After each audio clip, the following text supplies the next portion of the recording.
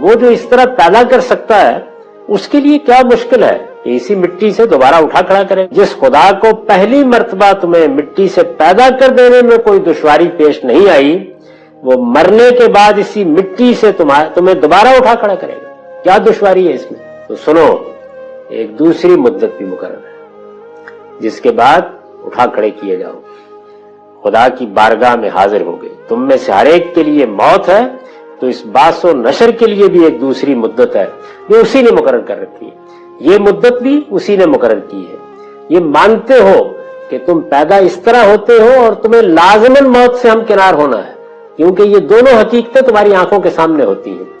تو بس اس کے بعد ایک اور حقیقت ہے، اس کے اوپر بھی نگاہ دوڑاؤ. وہ تمہارے پروردگار نے انبیاء علیہ السلام کے ذریعے سے تمہیں بتائی ہے، اور بتانے کا مقصد یہ ہے کہ تم خبردار ہو جاؤ اور اس ابدی زندگی کی نعمتوں سے کہیں اپنے آپ کو محروم نہ کر بیٹھو. وہ کوئی معمولی چیز نہیں ہے.